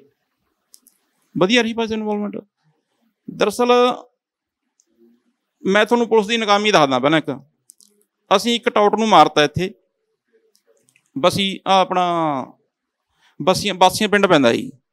ਉਹਦੇ 'ਚ ਪੁਲਿਸ ਨੇ ਕੀ ਹੋਇਆ, ਕਿਸੇ ਬੰਦੇ ਨਾਲ ਲਾਗ ਡਾਟ ਸੀ, ਗੁਰਮੀਤ ਪਿੰਕੀ ਦੀ ਗੱਲ ਦੱਸਦਾ ਤੁਹਾਨੂੰ ਮੈਂ। ਇਹ SHO ਸਰਹੰਦ ਲੱਗਿਆ ਹੋਇਆ ਸੀਗਾ, ਇਹਨੇ ਨਜਾਇਜ਼ ਪਰਚਾ ਉਹ ਮੁੰਡੇ ਦੇ ਪਾਤਾ 2004 'ਚ। ਉਹਦੇ ਕੱਟੀ ਇੱਕ 12 ਬੋਰ ਰਫਲ ਦਿਖਾ ਕੇ ਵੀ ਕਹਿੰਦੇ ਜੀ ਇਹਨੇ ਉਹ ਬੰਦਾ ਮਾਰਿਆ ਸਾਡਾ ਜਿਹੜਾ ਟਾਊਟ ਸੀਗਾ। ਉਹ ਟਾਊਟ ਨੇ ਪਹਿਲਾਂ ਬਲਵਿੰਦਰ ਜਟਾਣੇ ਉਹਨੂੰ ਸ਼ਹੀਦ ਕਰਾਏ ਸੀਗੇ। ਸਾਲ ਬਾਅਦ ਸਾਡੀ ਗ੍ਰਿਫਤਾਰੀ ਹੋਈ ਹੈ। ਅਸੀਂ ਕਿਹਾ ਵੀ ਅਸੀਂ ਮਾਰਿਆ, ਪਰ ਪੁਲਿਸ ਨੇ ਮੰਨਿਆ ਨਹੀਂ, ਕਿਉਂਕਿ ਪੁਲਿਸ ਦੀ ਉੱਥੇ ਨਾਕਾਮੀ ਸਾਬਤ ਹੁੰਦੀ ਹੈ। ਪੁਲਿਸ ਨੇ ਉਹੀ ਬੰਦਾ ਮੇਨ ਰਿਹਾ ਸੀ, ਉਹ ਪਰਚੇ 'ਚ ਬਰੀ ਹੋ ਗਏ। ਸੋ ਇਹੋ ਜਿਹੇ ਪਰਚੇ 3 ਰਹੇ ਨੇ ਮੇਰੇ ਤੇ, ਜਿਨ੍ਹਾਂ 'ਚ ਮੈਂ ਸਾਹਿਬ ਬਰੀ ਗਿਆ ਜੀ। ਇੱਕ ਬਾਘਾ ਪੁਰਾਣਾ ਥਾਣੇ ਦਾ ਕੇਸ ਸੀਗਾ, ਉਹ 'ਚ ਵੀ ਪੁਲਿਸ ਨੇ ਚੱਕ ਕੇ ਹੋਰ ਚੋਰ ਨੂੰ ਪਾ ਰੱਖਿਆ ਸੀ। ਕਹਿੰਦੇ ਜਿਹੜੀ ਸਾਡੀ ਗੱਡੀ ਫੜ ਹੋਈ ਸੀਗੀ, ਸੈਂਟਰੋ ਗੱਡੀ ਫੜ ਹੋਈ ਸੀ ਸਾਡੀ, ਉਹ ਥਾਣੇਦਾਰ ਨੇ ਆਪ ਰੱਖ ਲਈ। ਇੱਕ ਚੋਰੀ ਦੀ ਕਾਰ ਅਮਰੁੱਤੀ ਪਾਤੀ ਉਹਦੇ 'ਚ, ਉਹ ਚੋਰ ਨੂੰ ਦਿਖਾਤਾ, ਕਹਿੰਦੇ ਇਹਨੇ ਥਾਣੇ ਸਾਡੇ ਹੌਲਦਾਰ ਦੇ ਫਾਇਰ ਮਾਰਿਆ ਤੇ ਇਹੀ ਇਨਵੋਲਵ ਹੋਏ ਪਰਚੇ 'ਚ। ਉਸ 'ਚ ਵੀ ਅਸੀਂ ਬਰੀ ਹੋ ਗਏ। ਸੋ ਪੁਲਿਸ ਦੀਆਂ ਨਾਕਾਮੀਆਂ ਇਹੋ ਜਿਹੀਆਂ ਬਹੁਤ ਨੇ ਕਿ ਅਸੀਂ ਸਾਫ਼ ਬਰੀ ਚਲੇ ਗਏ ਉਹਦੇ ਚੋਂ। ਜੇਲ੍ਹ ਜਦੋਂ ਕੱਟੀ ਰਿਹਾ ਹੋਏ ਹੋ ਤਾਂ ਉਸ ਤੋਂ ਬਾਅਦ ਜਿਹੜਾ ਹੁਣ ਦਾ ਜੀਵਨ ਹੈ ਸਾਰਾ, ਉਹ ਕਿਵੇਂ ਦਾ, ਕੀ ਕਰ ਰਹੇ ਹੋ? ਜੀਵਨ ਭਾਈ ਸਾਹਿਬ ਸਿੱਧਾ ਸਾਦਾ ਜੀ, ਮੇਰਾ 2015 'ਚ ਮੇਰਾ ਐਕਸੀਡੈਂਟ ਹੋ ਗਿਆ ਸੀਗਾ। ਐਕਸੀਡੈਂਟ ਮੇਰਾ ਹੋ ਗਿਆ, ਮੇਰਾ ਚੂਲਾ ਟੁੱਟ ਗਿਆ ਸੀਗਾ। 3 ਸਾਲ ਤਾਂ ਮੈਂ 4 ਸਾਲ ਫਿਰਿਆ ਜੀ ਡਾਕਟਰਾਂ ਦੇ, ਕਦੇ ਕਿਸੇ ਚਲੇ ਜਾਓ ਕਦੇ ਕਿਸੇ ਚਲੇ ਜਾਓ। ਆਰਥਿਕ ਹਾਲਤ ਬਹੁਤ ਜ਼ਿਆਦਾ ਖਰਾਬ ਹੋ ਗਏ। ਇਹ ਨਹੀਂ ਕਹਿਣ ਦਾ ਮਤਲਬ ਮੇਰੇ ਕੋਲ ਇਲਾਜ ਕਰਾਉਣ ਲਈ ਪੈਸੇ ਨਹੀਂ ਸੀਗੇ। ਉਹ ਫਿਰ ਮੇਰੇ ਇਲਾਕੇ ਦੀ ਹੀ ਸੰਗਤ ਹੈ, ਗੁਰੂ ਗ੍ਰੰਥ ਮਾਨਿਓ ਨਿਸ਼ਕਾਮ ਸੇਵਾ ਸੁਸਾਇਟੀ, ਉਹ ਸਿੰਘਾਂ ਨੇ ਮੇਰਾ ਇਲਾਜ ਕਰਾਇਆ। ਹੁਣ ਮੈਂ ਬਿਲਕੁਲ ਠੀਕ ਠਾਕ ਚੱਲਦਾ। ਹੁਣ 1 ਸਾਲ ਤੋਂ ਮੈਂ ਕਿਸਾਨੀ ਸੰਘਰਸ਼ 'ਚ ਜੁੜਿਆ ਹੋਇਆ ਜੀ। ਕਿਸਾਨੀ ਬਿੱਲਾ ਲੱਗਿਆ ਦੇਖਿਆ ਨਾ ਮੈਂ ਕਿਹਾ ਵੀ ਕਿਸਾਨੀ ਸੰਘਰਸ਼ ਦੇ ਵਿੱਚ। ਪਰ ਮੈਂ ਇੱਥੇ ਗੱਲ ਆਖਣੀ ਚਾਹੁੰਦਾ ਕਿ ਇਹ ਗੱਲ ਆਖੀ ਜਾਂਦੀ ਹੈ ਕਿ ਕਿਸਾਨੀ ਸੰਘਰਸ਼ ਦੇ ਵਿੱਚ ਜਿਹੜੇ ਲੋਕ ਨੇ ਉਹ ਖਾਲਿਸਤਾਨੀ ਨੇ, ਖਾਲਿਸਤਾਨ ਮੂਵਮੈਂਟ ਵਾਲੇ ਨੇ। ਫਿਰ ਇਹ ਗੱਲ ਦੇ ਅਸੀਂ ਹੁਣ ਪੁਸ਼ਟੀ ਕਰੀਏ, ਕੀ ਕਰੀਏ? ਇਹ ਭਾਈ ਸਾਹਿਬ ਗੱਲ ਪਤਾ ਕੀ ਹੈ ਜੀ, ਮੈਂ ਖੜਾ ਆਪਣੇ ਇਲਾਕੇ ਦੀ ਸੰਗਤ ਨਾਲ, ਡੇਰਾਬੱਸੀ ਦੀ। ਇਹੀ ਮੇਰੇ ਨਾਲ ਨੇਗੇ, ਇਹੀ ਮੇਰੇ ਭਰਾ ਨੇਗੇ। ਜਿੱਥੇ ਇਹ ਕਹਿਣਗੇ ਮੈਂ ਤਾਂ ਉੱਥੇ ਖੜਿਆ। ਮੰਨਦਾ ਇਹ ਦਿੱਲੀ ਨਹੀਂ ਮੈਂ ਗਿਆ 26 ਜਨਵਰੀ ਤੋਂ ਬਾਅਦ, ਕਿਉਂਕਿ 26 ਜਨਵਰੀ 'ਚ ਇਹਨਾਂ ਨੇ ਬਹੁਤ ਜ਼ਿਆਦਾ ਗਲਤ ਗੱਲਾਂ ਕੀਤੀਆਂ ਨੇ। ਖਾਲਿਸਤਾਨੀ ਆ ਗਏ, ਇਹ ਆ ਗਿਆ, ਉਹ ਆ ਗਿਆ, ਸਾਡੇ ਨੌਜਵਾਨ ਬੈਕ ਵੀ ਮੁੜੇ ਨੇਗੇ। ਮੈਂ ਤਾਂ ਸਿਰਫ ਡੇਰਾਬੱਸੀ ਦੇ ਇਲਾਕੇ ਦੇ ਨਾਲ ਖੜਾਂਗਾ ਅਤੇ ਉਹਨਾਂ ਦੇ ਨਾਲ ਖੜਾਂਗਾ। ਅਤੇ ਮੰਨਦੇ ਹਾਂ ਵੀ ਹਾਂ, ਉਹਨਾਂ ਨੇ ਹੁਣ ਪਿੱਛੇ ਜਿਹੜੀ ਨਿਹੰਗ ਸਿੰਘਾਂ ਨੇ ਕੱਲ੍ਹ ਘਟਨਾ ਹੋਈ ਹੈ, ਉਹ 'ਚ ਵੀ ਉਹਨੇ ਕਾਫੀ ਗਲਤ ਗੱਲਾਂ ਕਹੀਆਂ ਨੇ, ਜਦੋਂ ਕਿ ਉਹਨਾਂ ਨੇ ਬਹੁਤ ਚੜ੍ਹਦੀ ਕਲਾ ਨਾਲ ਸੁਨੇਹਾ ਦਿੱਤਾ ਗਾ। ਹੋਣਾ ਵੀ ਐਂ ਚਾਹੀਦਾ ਗਾ, ਜਿਹੜਾ ਬੇਅਦਬੀ ਕਰੇ। ਮੈਂ ਤਾਂ ਖੁਦ ਇਹਦੇ ਹੱਕ 'ਚ ਹੀ। ਜੋ ਜੀਵਨ ਦੇ ਵਿੱਚ ਬੀਤਿਆ, ਜਿਸ ਮੂਵਮੈਂਟਾਂ ਦੇ ਵਿੱਚ ਰਹੇ, ਉਸਦਾ ਕਦੇ ਪਛਤਾਵਾ ਤਾਂ ਨਹੀਂ ਹੁੰਦਾ ਕਿ ਉਹਨਾਂ ਦੇ ਵਿੱਚ ਰਹੇ ਆ ਜਾਂ ਦੇਸ਼ ਵਿਰੋਧੀ ਗਤੀਵਿਧੀਆਂ ਕੀਤੀਆਂ ਨੇ, ਜਾਂ ਫਿਰ ਇਹਨਾਂ ਗੱਲਾਂ ਦਾ ਮਾਣ ਮਹਿਸੂਸ ਕਰਦੇ? ਨਹੀਂ, ਮੈਂ ਤਾਂ ਭਾਈ ਸਾਹਿਬ ਮਾਣ ਮਹਿਸੂਸ ਕਰਦਾ। ਮੈਨੂੰ ਤਾਂ ਕਦੇ ਅਫਸੋਸ ਨਹੀਂ ਹੋਇਆ। ਠੀਕ ਆ, ਕਈ ਵਾਰ ਕੁਛ ਹਾਲਾਤ ਇਹੋ ਜਿਹੇ ਆ ਜਾਂਦੇ ਆ, ਚਲੋ ਉਹ ਵੀ ਵਾਹਿਗੁਰੂ ਦਾ ਸ਼ੁਕਰ ਮੰਨ ਕੇ ਆਪਣਾ ਕੱਟ ਲਈਦਾ ਗਾ। ਹੁਣ ਕਰੀਏ ਤਾਂ ਕਰੀਏ ਕੀ, ਕਿਸੇ ਨੂੰ ਆਪਾਂ ਦੋਸ਼ ਤਾਂ ਦੇ ਨਹੀਂ ਸਕਦੇ। ਕਿਸੇ ਨੇ ਇਹ ਤਾਂ ਹੈ ਨਹੀਂ ਮੈਨੂੰ ਬਾਂਹ ਤੋਂ ਫੜ ਕੇ ਤੋਰਿਆ ਵੀ ਭਾਈ ਤੂੰ ਇੱਧਰ ਚੱਲ, ਬਾਅਦ 'ਚ ਮੈਂ ਤੇਰਾ ਹੈ ਰੱਖਾਂਗਾ। ਮੈਂ ਤਾਂ ਆਪਣੇ ਹੀ ਦਿਮਾਗ ਦੇ ਤੌਰ 'ਤੇ ਇੱਧਰ ਗਿਆ ਗਾ। ਸੋ ਮੈਂ ਤਾਂ ਕਿਸੇ ਦੇ ਨਾ ਰੋਸਾ ਕਰ ਦਾਂਗਾ, ਵਧੀਆ ਆਪਣਾ ਸਿੰਪਲ ਜਿਹਾ ਜੀਵਨ ਬਤੀਤ ਕਰਦੇ ਹਾਂ। ਸਮਝਣੀ ਅਸੀਂ ਚਾਹੁੰਦੇ ਹਾਂ ਕਿ ਇੱਕ ਦੇਸ਼ ਆ, ਉਹਦੇ ਵਿੱਚ ਜਿਹੜੇ ਲੋਕ ਰਹਿੰਦੇ ਨੇ ਉਹ ਕਿਵੇਂ ਉਸ ਦੇਸ਼ ਦੇ ਖਿਲਾਫ ਹੋ ਜਾਂਦੇ ਨੇ, ਕਿਵੇਂ ਉਸ ਦੇਸ਼ ਦੇ ਖਿਲਾਫ ਜੰਗ ਲੜਨ ਵਾਸਤੇ ਤਿਆਰ ਹੋ ਜਾਂਦੇ ਨੇ, ਕਿਵੇਂ ਉਹ ਲੋਕ ਜਿਹੜੀ ਇੱਕ ਆਰਮੀ, ਜਿਵੇਂ ਤੁਹਾਡੇ ਪਿਤਾ ਜੀ ਫੌਜ ਦੇ ਵਿੱਚ ਸੀ, ਜਿਸ ਆਰਮੀ ਜਾਣ ਦਾ ਹਰ ਨੌਜਵਾਨ ਦਾ ਸੁਪਨਾ ਹੁੰਦਾ ਕਿ ਦੇਸ਼ ਵਾਸਤੇ ਸਰਵ ਕਰੀਏ, ਕਿਵੇਂ ਉਸ ਆਰਮੀ ਦੇ ਨਾਲ ਲੋਹਾ ਲੈਣ ਵਾਸਤੇ ਤਿਆਰ ਹੋ ਜਾਂਦੇ ਨੇ। ਅਜਿਹਾ ਵਾਪਰਦਾ ਕੀ ਹੈ? ਵਾਪਰਦਾ ਭਾਈ ਸਾਹਿਬ ਹਾਲਾਤ ਹੀ ਕੁਛ ਇਹੋ ਜਿਹੇ ਹੋ ਜਾਂਦੇ ਆ। ਜਿਹੜੀ ਹੁਣ ਆਪਾਂ ਦੇਸ਼ 'ਚ ਰਹਿੰਦੇ ਹਾਂ, ਉਹ ਕਹਿੰਦੇ ਤੁਸੀਂ ਸਿਰ ਥੱਲੇ ਕਰਕੇ ਰਹੋ। ਸੋ ਉੱਥੇ ਸਿਰ ਥੱਲੇ ਕਰਕੇ ਰਿਹਾ ਨਹੀਂ ਜਾਂਦਾ। ਹੁਣ ਜਦੋਂ ਆਪਣੇ ਧਾਰਮਿਕ ਸਥਾਨਾਂ ਦੀ ਇਹੋ ਜਿਹੀ ਗੜਬੜ ਹੋਣ ਲੱਗ ਪਈ, 2015 'ਚ ਬਾਈਬਲ ਕਲਾਂ 'ਚ ਕੀ ਹੋਇਆ ਗਾ, ਉਸ ਦੀ ਸਾਰੀ ਹੁਣ ਪੁਸ਼ਟੀਆਂ ਬਾਹਰ ਆ ਚੁੱਕੀਆਂ ਵੀ ਪੁਲਿਸ ਨੇ ਖੁਦ ਕਰਾਇਆ ਸੀ। ਕਰਾਉਣ ਵਾਲੇ ਕੌਣ ਸੀ? ਅਕਾਲੀ ਸਰਕਾਰ ਸੀਗੀ।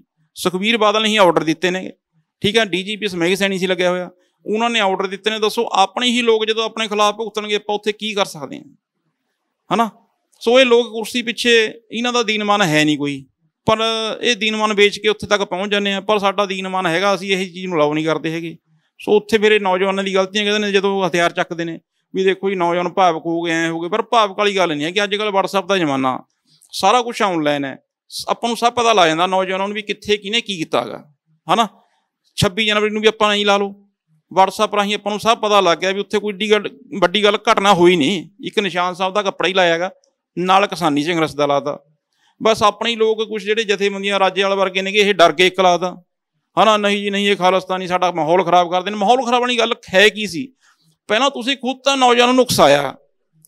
2 ਮਹੀਨੇ ਪਹਿਲਾਂ ਪ੍ਰਚਾਰ ਕਰਦੇ ਰਹੇ, ਦਿੱਲੀ ਦਾ ਟਰੈਕਟਰ ਚੜਾ ਦਿਓ, ਐਂ ਕਰ ਦਿਓ, ਉਹ ਕਰ ਦਿਓ। ਜਦੋਂ ਨੌਜਵਾਨਾਂ ਨੇ ਕਰਕੇ ਦਿਖਾਤਾ, ਫਿਰ ਤੁਸੀਂ ਉਲਟ ਹੋ ਗਏ।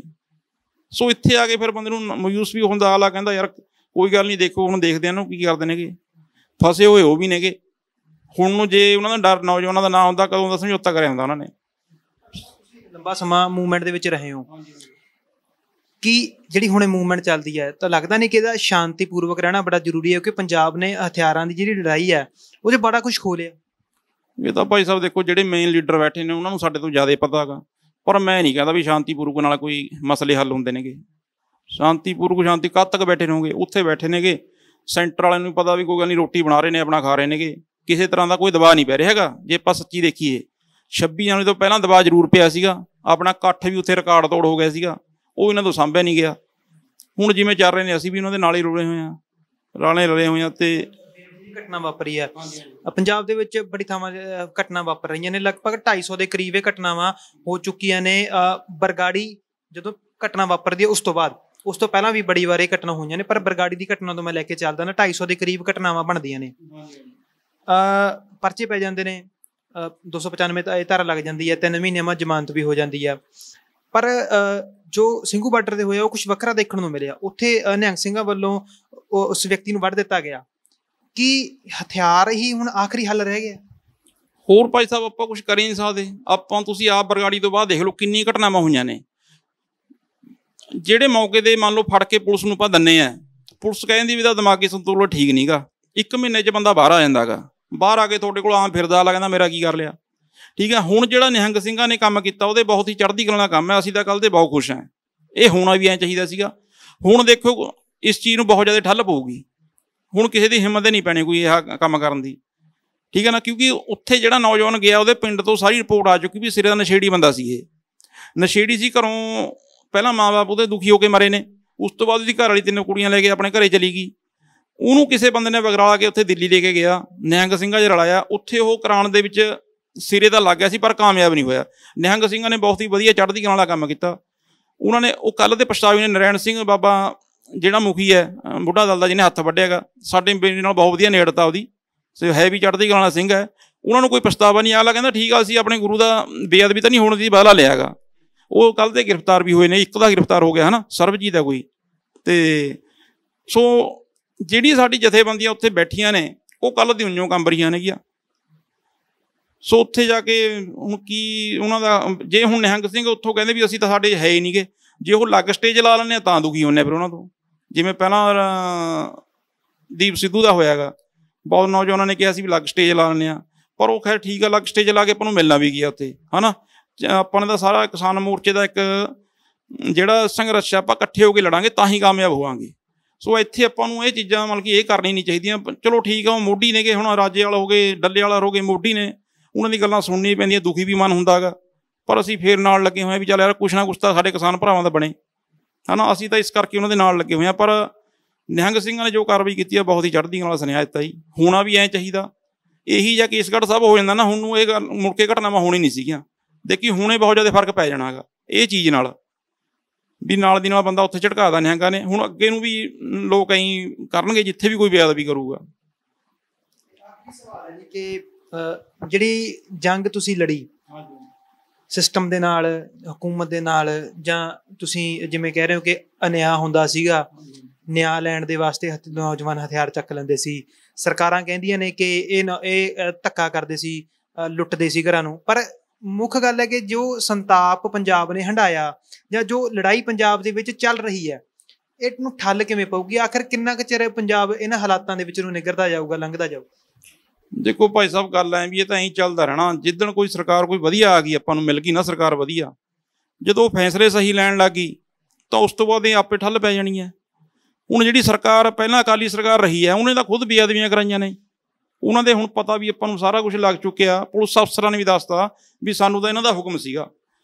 ਸਰਸੇ ਵਾਲੇ ਦਾ 2007 ਤੋਂ ਬਾਅਦ ਜਿਹੜਾ ਰੋਟੀ ਬੇਟੀ ਦਾ ਬਾਈਕਾਟ ਹੋਇਆ ਸਿੱਖ ਕੌਮ ਵੱਲੋਂ, ਇਹਨਾਂ ਨੇ ਆਪਣੇ ਜਥੇਦਾਰ ਤੋਂ ਉਹਨੂੰ ਮਾਫੀ ਦਵਾਤੀ, ਉਹਨੇ ਕੋਈ ਜਾ ਕੇ ਮਾਫੀ ਨਹੀਂ ਮੰਗੀ। ਸੋ ਆਪਾਂ ਕਿਸ ਤੋਂ ਵਿਸ਼ਵਾਸ ਕਰਾਂਗੇ ਫਿਰ?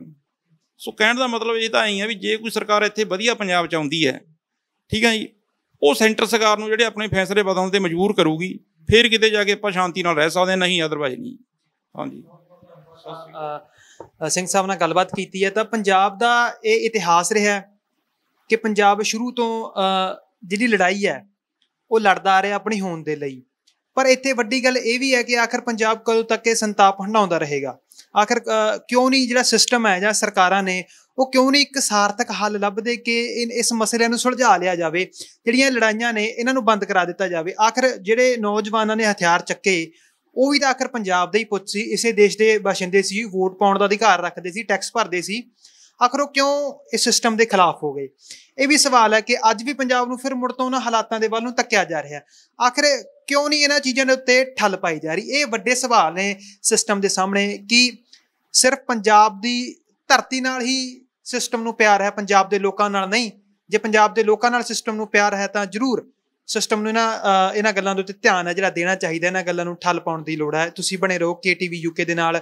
ਕੈਮਰਾਮੈਨ ਸਹਿਯੋਗੀ ਸਿਮਰਤਪਾਲ ਸਿੰਘ ਦੇ ਨਾਲ ਮੈਨੂੰ ਮਨਦੀਪ ਸਿੰਘ ਨੂੰ ਦਿਓ ਇਜਾਜ਼ਤ। ਧੰਨਵਾਦ। ਵਾਹਿਗੁਰੂ ਜੀ ਕਾ ਖਾਲਸਾ, ਵਾਹਿਗੁਰੂ ਜੀ ਕੀ ਫਤਿਹ।